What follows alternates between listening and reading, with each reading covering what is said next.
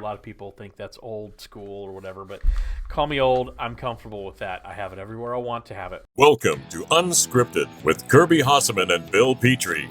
In this weekly podcast, Kirby and Bill talk about the world of marketing, branding, and promotional products. Unscripted is available only at promocorner.com, the leader in digital marketing for the promotional products industry. Now, here's Kirby and Bill. And welcome to episode number 193 of Unscripted, a very special deep night episode of Unscripted, which means we're drinking, and we'll get to that in a second. But first, I want to thank the good time player man, the caretaker of coolers, crystal awards, celluloid buttons, can coolers, crayons, and ceramic mugs, Kirby Hasseman, for joining me, Bill Petrie, on this podcast. Kirby, welcome to the podcast you helped create. Thanks, man. I'm excited to do a little deep night, which is always kind of fun, a little different. I think you call it wheels off, which I like that a little bit. And so I'm looking forward to this. It's going to be fun. How are you, bud? I'm doing great. The wheels should start flying off around the 10-minute mark, so stay tuned for that.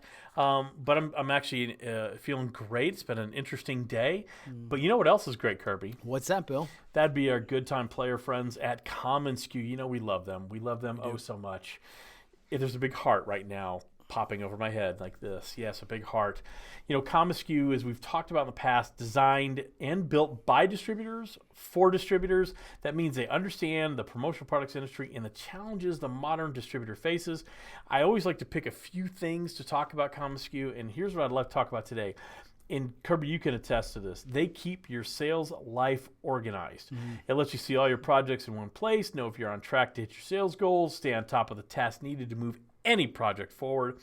And it's going to help you manage your customer relationships. We all look for that ideal CRM tool, but unScripted does such a great job with that. It captures all your client information and interactions in one place, helps you stay on top of every single detail during the sales cycle, creating notes, setting reminders, statusing leads, and using tags. Kirby, I know that's probably one of your favorite functions. Well, and I'll be honest with you, early on, I didn't utilize it, if I'm being honest. And I remember the day that I was like, oh, this is a piece that I'm not utilizing. And it not only do you track your meetings, your calls, your notes, but it's not about tracking activity just to track activity, because I think none of us need busy work. But the idea of saying, hey, I had this meeting and I need to follow up with this presentation.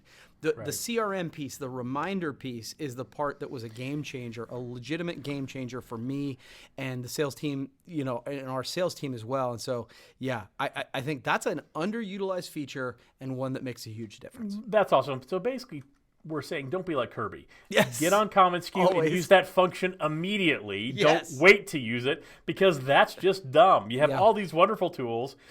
We've talked about them in the past, and that's Kirby. That's a great testimonial. It's like a negative reverse, extra special, super negative, positive testimonial. We say don't be like Kirby a lot on this podcast. Don't be like Kirby. But from ideation to invoicing, unScripted is going to help keep you and your team connected at all stages of the workflow. Learn more at unScripted.com/unscripted. Kirby, are they going to be sorry that they did? They will not be sorry they did.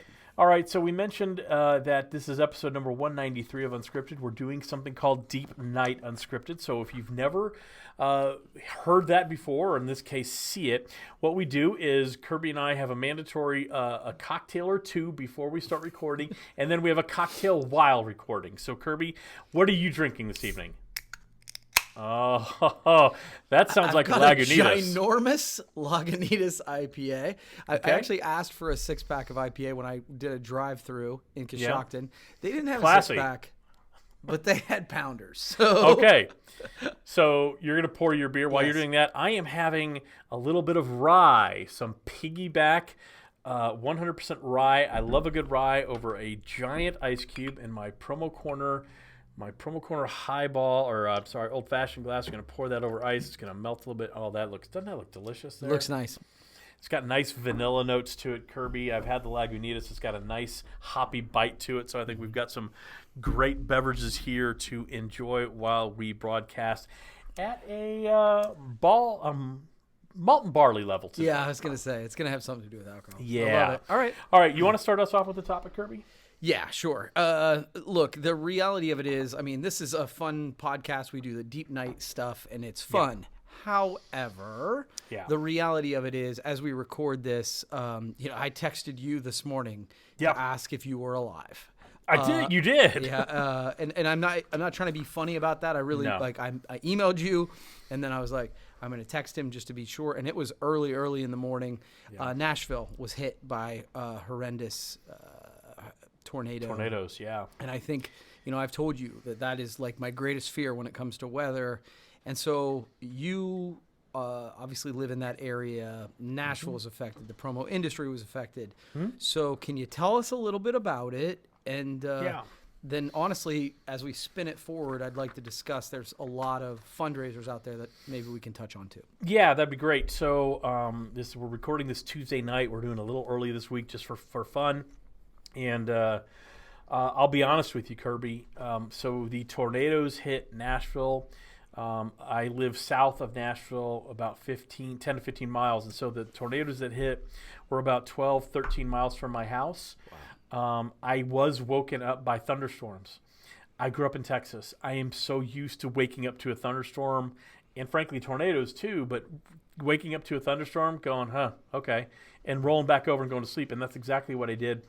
I didn't realize that the tornadoes hit Nashville until my phone started blowing up this morning, and you were a big part of that. The destruction is devastating, to be very candid with you. I've lived in Nashville for about 10 years now. Yeah, the pictures are unbelievable. Well, and one of my close friends is affected by it, Stephanie Protz. Oh, her pictures are off the charts. Yeah. Yeah, so for those of you who know Stephanie worked in the promotional products industry for darn near 15 years, and her and her fiance, their house was right in the path of it. And their neighborhood is absolutely devastated, and that is probably an understatement. So I texted her with her this morning. What can I do? How can I help? What do you want? They're okay. The neighborhood is kind of trashed, as you can probably imagine. It's one of those things where, again, growing up in Texas, I expect the occasional tornado, so I don't get wigged out by it like a lot of other people. In terms of the fact that I get tornadoes are a reality of life in my mind. So, but here it's not, and for people here, it's a very devastating thing. Like I said, I've lived here 10 years. I came here right after what was called a 1,000-year flood, a flood that really impacted the city, and so you see these murals all over the city titled I Believe in Nashville. And those were painted after the flood in 2010. And what is amazing to me is the way this city comes together. It reminds me a lot of New York City. I lived in New York City during 9/11, and the way the city came together today reminded me a lot of that, to be honest with you, Kirby. Edley's Barbecue set up shop and said free sandwiches for anybody who wants to come by.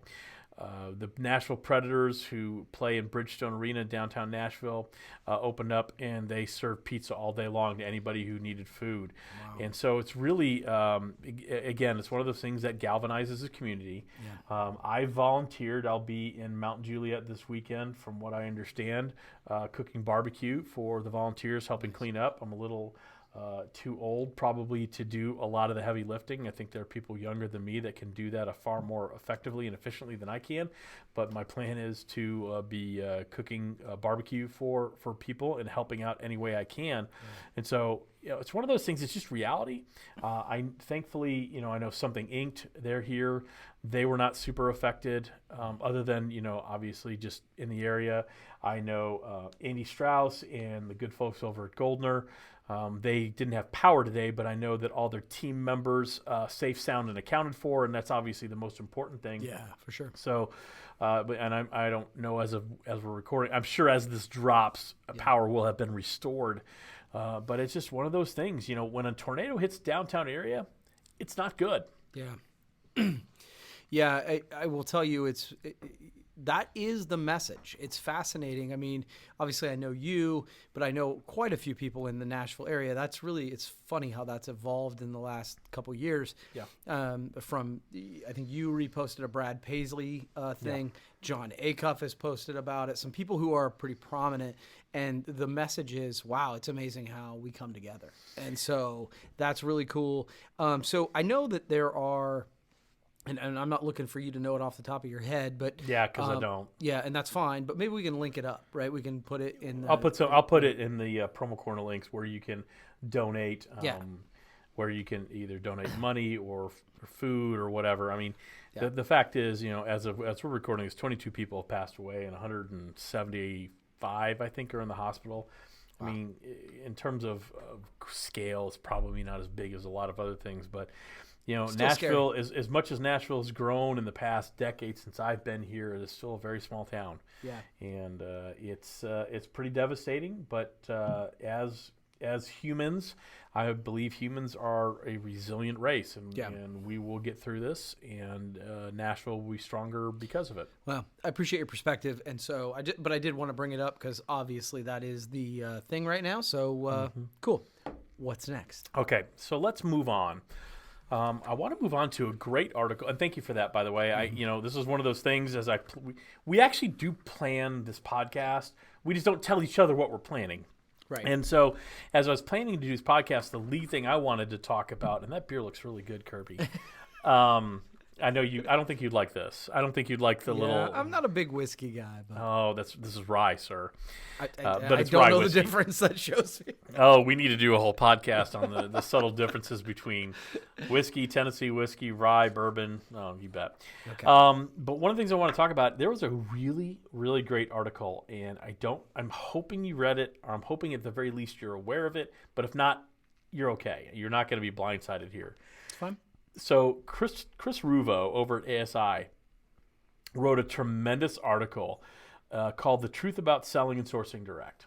Okay. And what it's very interesting is, so talking about how more and more distributors in the promotional products industry are sourcing directly overseas, and they're doing it. Obviously, they get maybe some more competitive pricing, maybe greater profits. Obviously, there's risk reward. But there's really a double standard. Did I just crack my voice like Peter Brady? Yes. Whoa. There's really a double standard there. It's literally the first thing I thought of. Yeah. Suppliers are like supervillains if they deign to even approach an end user client. But if a distributor sources direct, suppliers are supposed to kind of look the other way. Hey, okay, you got to do what you got to do. And there was one anecdote in here, and I think it was from AAA Innovations. He was hit up by an end user, passed the lead to a distributor. Distributor sold said product. Big order. And you know where I'm going here. Yeah. There was a reorder. The distributor went direct overseas, which is, to me, is just shady. It's just so shady. Distributors argue that it's more than just price. It's controlling the process, like testing and manufacturing. But to me, that's bullshit. Yeah, I got to be honest with you. Yeah. And here's the most interesting thing that I want you to just go. Two questions that ASI asked in this article, and the poll answers are just so telling. They asked distributors, do you believe it's appropriate for distributors? So they asked distributors this question. Do you believe it's appropriate for distributors to source directly from factories overseas? Equal 50-50 split. I don't know how many people they asked. Okay. Let's assume it was a measurable amount, okay? 50-50. Then they asked distributors, do you believe it's appropriate for suppliers to sell direct to end buyers instead of going through a distributor? 91% said no. You can't have it both ways, Kirby. No. This is one of those things where... So here's the thing. I think that one of the things that you would say... and I'm going to try and play a little bit of devil's advocate here because I think that I agree with you on this, is that we as distributors hold suppliers up to a standard that we are unwilling to meet. And by the way, I don't just mean about going direct. Right. Like I mean about processes. I mean about rebates. I mean about all this stuff. I think we hold suppliers up to a standard that we are unwilling to meet. I really believe that. And don't get me wrong, there are times where the relationship is lopsided the other way too, and I point those out, right? Yeah, but absolutely. My interest would be, and I'll tell you why, that I have no interest in going direct, and I'll say it until the cows come home. I'm not an expert.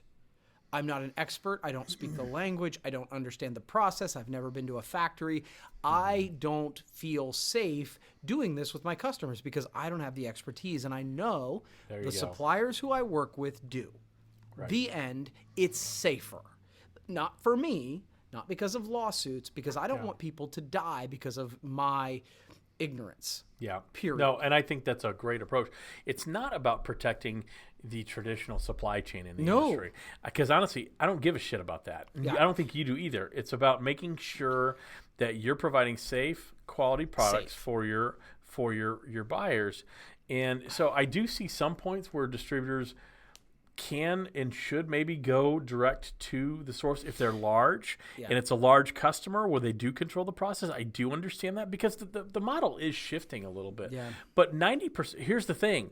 If you're going to do that, which I understand, if a distributor is going to do that, say, hey, I have a $4 million order here. I need to be really invested in this process. Sure. Then don't get all butthurt when suppliers have 30 quote unquote corporate accounts that they go after. And by the way, I agree with you on that. Yeah, I know. Here's the pushback I would give you. The difference between that in the relationship is, as a distributor, I'm a customer of the supplier. Mm-hmm. And as a supplier, you are not the customer of a distributor. Like I get what, and that I agree with the idea of the partnership piece. So again, I don't do it, but I would say the idea that people would view it differently, at least a little bit differently, to say, yeah, but I'm your customer and you're bypassing me as your customer. To me, that's the caveat that's a smidge different. Right. I still wouldn't do it, but I that's the piece I think is different. Well, I don't think it's 50-50 versus 90-10 different. No, to me I think it's, look, there are going to be occasions I think where distributors, and maybe a better way to look at it is, hey, distributors, maybe be more involved in the process with your expert suppliers. That's a great point. As they're sourcing stuff. Yeah. Because honestly, to me, that when you have that transparency, when you have that open relationship with the supplier, you're going to get all the things you need. Well, and you almost are sourcing direct. Yes. You're just using essentially a broker at a supplier who understands how things work in China and how it's going to work and what this is and how this is impacted in Chinese New Year and the coronavirus and this, that, and the next thing. Yeah. Doing it yourself, I mean, you're talking about big upfront deposits and things like that. Yeah, I guess my point is, my biggest point is distributors want it both ways. And you can't have it both ways. You can't. The only way you can have it both ways is to really either understand that suppliers may go direct and don't get butthurt, or better off, involve your suppliers and not only involve them, get involved in the process. Understand how they're testing. Understand what those standards are. Get the MSDS sheets, the material safety data sheets. Understand what you're selling to your customers and stop being lazy. Yeah. And letting a supplier just do it all for you. Yeah, no, I agree with you. I think the idea of going through the process, and this is where I'm a little weird, and I was actually having this conversation in the office today. There's so many times where I want the information so I understand it. So I actually understand the value that a supplier might bring. Sure. Because I think that, especially you're talking about ginormous order. That's what you were saying. It was a big order, right? Mm-hmm. That's the part where if you have a real relationship with your suppliers, that you say to them, look, I understand how this works. You should make money. I should make money. But let's meet in the middle. And I think if you have a real respectful partnership, a real relationship, you actually can do that because you can have that dialogue. Well, and a lot of times you're actually going to get a better price through your supplier than you would trying to go direct on your own, and you wouldn't have to burn all the calories. Power. Yeah, and you wouldn't have to burn all the calories to do it. So that was really a great conversation, Kirby. You know what else is great? What's that, Bill? That'd be our mid-podcast sponsor, the Good Strongs over at TechWeld. Love TechWeld. You know, they're USA made in a world filled with worry regarding overseas products. We talked about the coronavirus just a second ago. They offer many USA-made products that is going to help you separate yourself from the promotional pack. And right now, obviously, hand sanitizers are huge, given everybody's concern and maybe a little overboard about the coronavirus outbreak. Obviously, it's trending worldwide. But the CDC, the Centers for Disease Control, is recommending that hand sanitizer and washing hands is probably your best way to prevent spreading the disease. And they have many sanitizer SKUs that will help combat the spread of the virus. And they're FDA compliant with all their products. In this time of uncertainty, knowledge that a product is fully FDA compliant is key. And that's going to help you, Kirby, or any distributor allow your customer to feel at ease when placing an order. So you want to learn more about those great products over at TechWeld, and they're really good people. I've had a chance to really sit with them for a long period of time. Dan Jenny, I think, is a friend of both of ours. Kirby, National Accounts Manager over Dan's at TechWeld. a great guy. Visit techweld.com. You're not going to be sorry you did. Now, Kirby, do you have another topic for us? So, yeah, actually, it's funny. I think it leads nicely into this next topic. I'm in one of those spaces where I've got a bunch of topics. I didn't know where I was going to go, but you led right into it. So the coronavirus, it is the topic du jour of the media right now.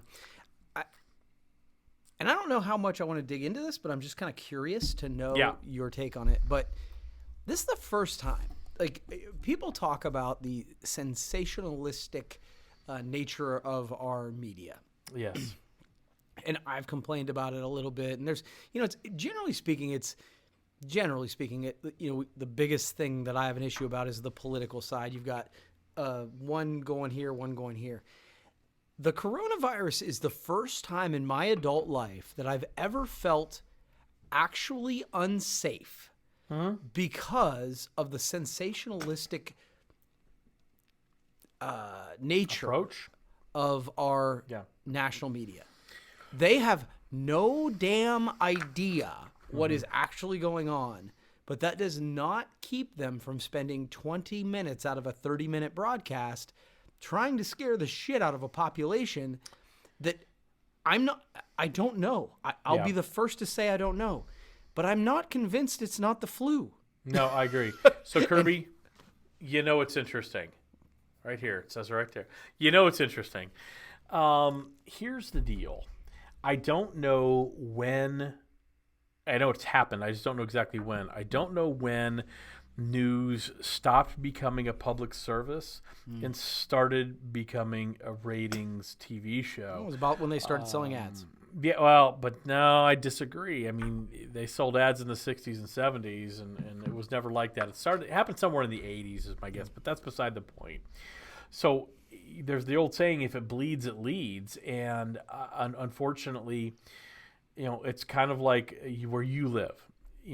How many Snowmageddons do you get potentially a year? Because, man, we better panic. We better panic hardcore about the snow.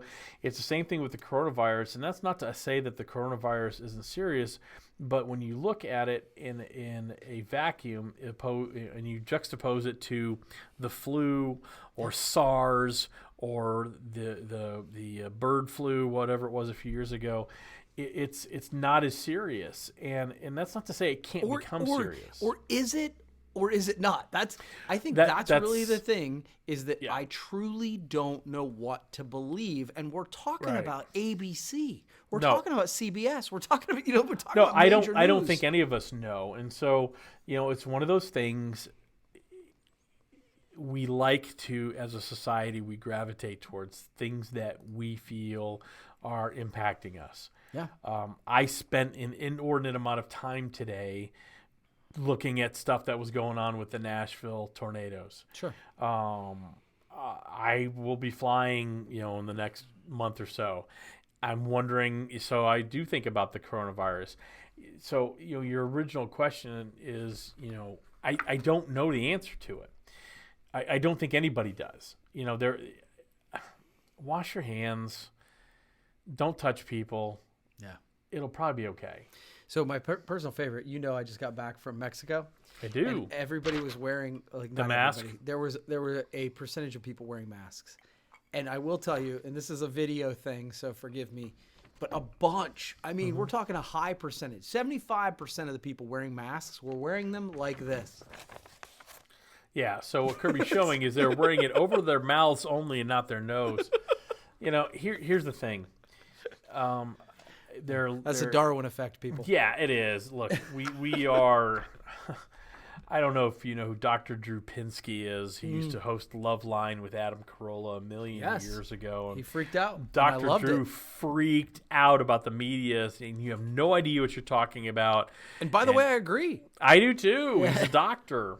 And he's not just a love doctor. He's an actual doctor. But what he was saying was, look, this is something we need to pay attention to. And it probably will become a pandemic. I mean, by definition, it probably will become a pandemic. But it's one of those things that we will get a control over, and it'll be just fine. He said, and it's funny because I said this to my family, and then I did see what he said, and I'm like, oh, if everything is an emergency, nothing's an emergency. Yeah. And I think in this moment, the media, and again, you know this, I don't slam on the media all the time. This is a place where I think that they are being almost criminal. Look, in their responsibility about this. Well, here's the thing. There is no accountability. We've talked about this before. There's no accountability in the media, so you can say whatever you want. I mean, heck, like we talked about, I was looking at the Nashville stuff today. How many people died? Excuse me. It fluctuated all day long because I got to be the first to report it. Yeah. I don't care if I'm right. I just want to be first. And again, if I have a special on tonight about the impact of the coronavirus, if you're traveling in the next 3 weeks, there's going to be a ton of people that watch it. I have a friend, one of my really good friends. His daughter is a sophomore at Oklahoma State University. Mm-hmm. She was traveling abroad in Italy. Yeah, Italy. He spent all day working on travel arrangements to bring her home. Yeah. And I'm not saying that's not the wrong thing to do or not the right thing to do. I'm not sure what it is. It's but just, we don't know. We're all feeding into this panic. We're a panic society now, and we unfortunately need the news to tell us how we need to panic. Yeah, but I think that's my frustration about it is that you just go, I mean, again, I was just in Mexico and people are like, what was it bad? Was it this? Was it that? I'm like, I don't know. I washed my hands after I peed and I didn't wear a mask and here I am. It's fine. Awesome, Kirby. So I've got a quick topic I want to discuss, but do you have something before then you want to go over real quick? Yeah, we'll make it super quick. This is so I have a laptop, like I think most of us do at this point, or, I'm sure desktop, whatever, but I have a laptop and my laptop's starting to get slow. And I think it's one of those where we start to get really impatient. Yep. And then I realized I looked back and I have a MacBook Air, and I bought it 2013. Uh-huh. Whoa. What? Yeah. How long should a laptop last, Bill? Okay, so my Kirby, I actually have a hot opinion about this. I think the life of a laptop is 3 to 4 years. So 7's pretty good. Yeah, for but Captain Anti-Mac. Do you keep your files in the cloud, or do you keep them local on your laptop? Or yes? I'd say yes. I'd say mostly on laptop, but we are transferring files so much that. You know what I mean? Like, so emails on the cloud. I'm sorry, I got to pour more for this conversation. Yeah. So much for this being a quick one. Yeah. So here's what I would tell you. I'm a big fan of Dropbox. And the reason I'm a big fan of Dropbox because it keeps it in the cloud and on my desktop for quick access. I know a lot of people think that's old school or whatever, but call me old. I'm comfortable with that. I have it everywhere I want to have it. I think you should probably start looking. It's one of those things, it's like when you get a car. There comes a point where things start happening, and do you wait till that one day where it just doesn't start? Mm-hmm. Yeah, right. Or are you proactive? I always say something, it's funny. Someone has a flat tire or their car battery dies, and they would say, oh my gosh, of course, today of all days. Yeah. And all I ever think about whenever I see that is, you're getting in your car to go somewhere. So if it doesn't work, you're going to be inconvenienced. So no matter when that happens, it's going to suck. Yeah, the day of all days is going to be whatever day that happens. But I was pretty pleased. I'm like, 7 years is not bad. Maybe it's not so bad. Because I'm a giver, I'm going to help you out here because obviously you're in the market for a computer. I don't know if you're familiar with Radio Shack. They have something called the TRS-80. It's got a great green screen, and it's going to really hook you up. And it's got not only a 5.5-inch floppy disk and 8 3/4-inch floppy disk. So I think it's got you covered. It's a nice machine. Wow. Yeah, it only weighs 80 pounds too, so cheers to that. So the last thing I really wanted to discuss, Kirby, is this is episode number 193. Okay. And I don't think when you and I started talking about doing a podcast, and just for real very quick, the idea was we would have conversations constantly, and I don't remember if it was you or me. It really doesn't matter. But we talked about we should record this. This would be fun to record, and that was the genesis of Unscripted. Is because we never knew what each other would bring up. So we're heading over to episode 200, which is crazy, and we don't know what to do with that. To be very candid with you, we have no freaking clue what to do with that. So we're asking you, the listener, to help us out. We're open to anything. Do we have a couple of guest hosts who talk about Unscripted and maybe what they like about it, what they don't like about it? Do Kirby and I recap some of our favorite moments from the last 200 episodes, which is almost 4 years now? Do we do the same old show, just shut up and just do a show and not deal with it?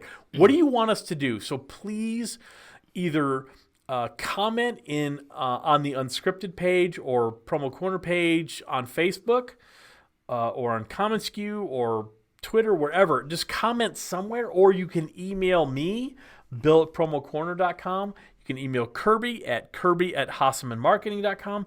What do you want us to do? We're approaching it. We're 7 weeks away. Kirby, what should we do? I'm confused. I'm concerned. I need a drink. I actually really like the idea of asking the audience about this. I mean, because it's video now, that my first inclination, of course, was for us to go shirtless, but I think no on that.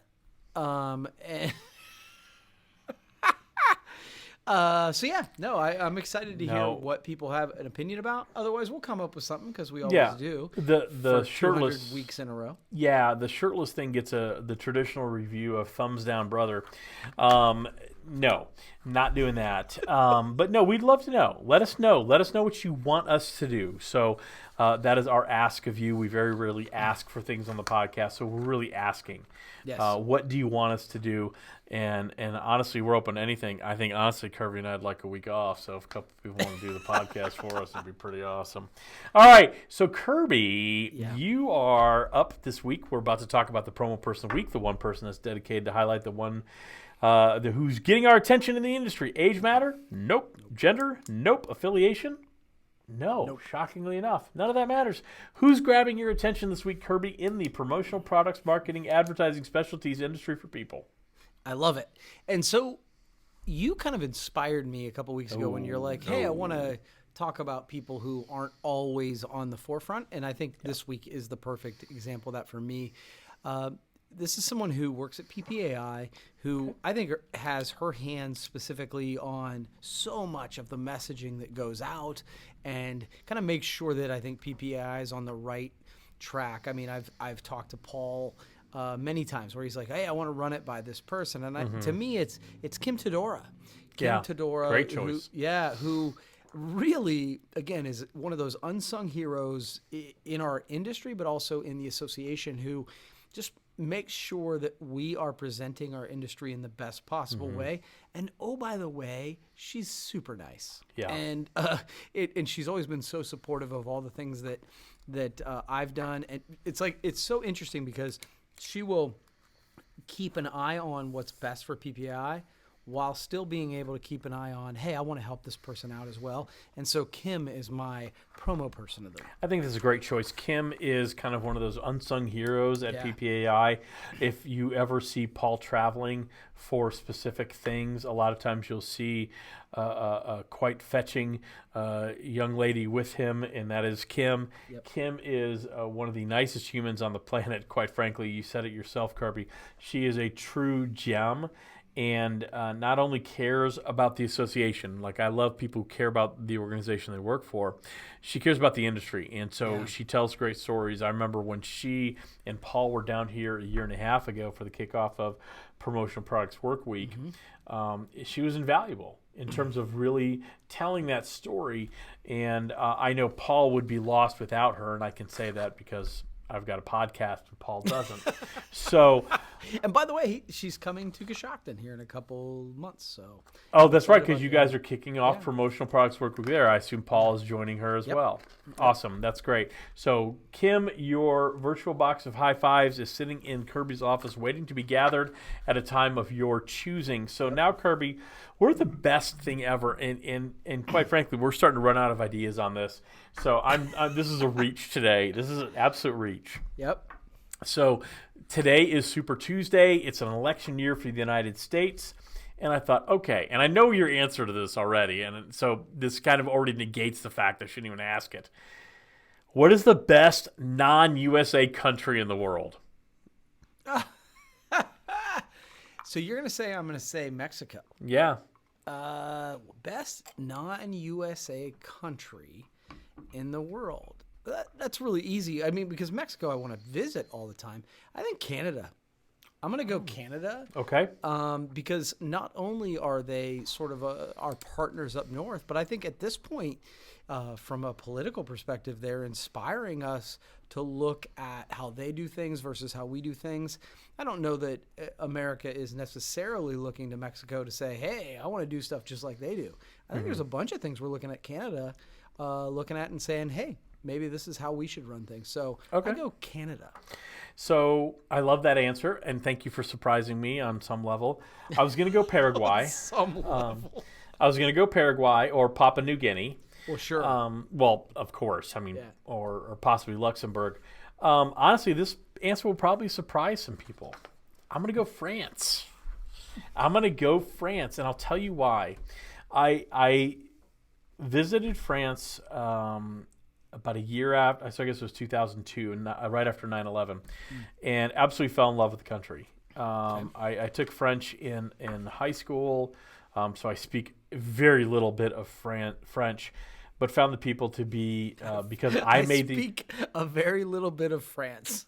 Yeah, well, shut up, Kirby.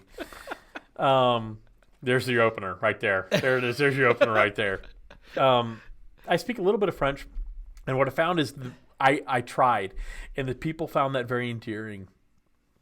And I always joke that if I ever disappear, you can probably find me on the Champs-Élysées at a cafe just kind of watching the world go by. There's something I love about France that I don't love about every other country. And yeah, I know they're a little bit of elitist. I know they don't love Americans all that much, but there's something about that country that I think if you make the effort when you're there, it becomes a different country, right? You're not just a tourist, a passive tourist. If you're an active tourist, if you try to engage people where they want to be engaged, it changes everything. And I have not visited France in the interest of transparency, but I have heard that exact thing where people are like, look, if you don't assume that they speak your language because you're not in your country. Right. If you try, people there have been very gracious. I mean, I find that in Mexico. I find that in many countries. If you are working hard to understand, and I think that's the knock on Americans, right? Is that we expect everybody to cater to us. Yeah, and which is I find embarrassing. Well, I do too, and so I find if you kind of metaphorically genuflect in front of people and kind of say, "Hey, I don't know what I'm doing here. Please help." People are people, and they still want to help. So I pick France. You pick Canada. Two great countries, and honestly, there's probably not a wrong answer except for Egypt. I'm just kidding. There's no wrong answer there. I just offended somebody, I'm sure. But you know who I'm not going to offend is our title sponsors, our good pals at commonsku. You know, we talk about that platform. It's designed and built by distributors. For distributors. I'm sorry. I just was waiting for you to fill that in. Okay, sorry. No, that means they understand the promotional products industry and the challenges the modern distributor faces. We talked about how it's going to keep your sales life organized. It's going to manage your customer relationships. I actually really loved your testimonial today, Kirby, how you didn't use that for a long time. And then when you finally did, it was like, wow, why haven't I used this before? That's actually possibly my favorite testimonial for Common SKU ever on this broadcast. So if you want to learn more, and honestly, why wouldn't you? It's a tremendous platform. It doesn't cost you a dime to learn a little bit more about something that might improve your business. Go ahead and visit commonsku.com/unscripted. You're not going to be sorry you did, Kirby. We ran a little long, but that's the way Deep Night goes. I give a cheers to you as I raise my near empty glass of piggyback rye to your Lagunitas IPA, and wish you a hearty good evening. Thank you for listening to Unscripted with Kirby Hasseman and Bill Petrie. Unscripted is available every Friday at promocorner.com, the leader in digital marketing for the promotional products industry.